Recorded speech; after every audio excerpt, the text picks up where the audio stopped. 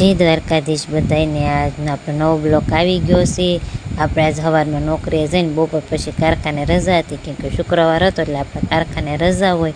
તમારી બહેનો આવી ગઈ કે હાલ દીદી આપણે જવું છે શુક્રવારેમાં। મેં કીધું હાલો આપણે જવું છે, થોડી ખરીદી બરીદી કરવી હતી એટલે નીકળી પડ્યા આપણે શુક્રવારે તરફ। ત્યાં તો જો અમે ઉપર જતા હતા, મને ઉપર જીમ દેખાણો, જીમમાં બધા કસરત કરવા જાય છે। આપણે તો કોઈ દી નથી ગયા, પણ તમે બધા જાજો જીમમાં કસરત કરવા, શરીર હેલ્ધી રહે આપણું। ને આગળ જતાં જો અમે પહોંચી ગયા શુક્રવારીમાં, અને શુક્રવારીમાં આપણે પહેલી જ વસ્તુ આ ગમી હતી કે સુંદરી, મને સુંદરી બહુ ગમી હતી એટલે આપણે સીધી લીધી અને જોઈ કે ભાઈ કેવી લાગે છે બેન, જોતો તું મને। અને શુક્રવારીમાં એટલી ખરીદી કરીને કે હાલના 6:30 વાગી ગયા।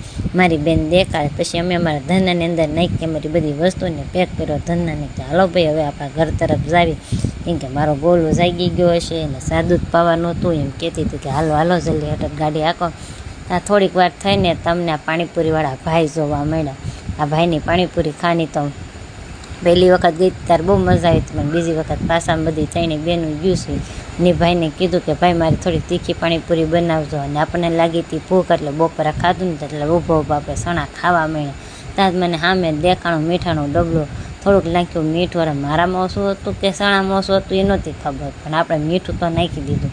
અને પહેલી જ પાણીપુરી આપણે ખાઈ લીધી, કેમ કે આપણે સૌથી મોટા હતા એટલે ભાઈને કીધું પહેલાં ભાઈ અમને પાણીપુરી બનાવીને દેજો, હું મોટી છું એમ કરીને મસ્તીની મસાલાવાળી પાણીપુરી ખાઈને પાછા નીકળી ગયા ઘર તરફ।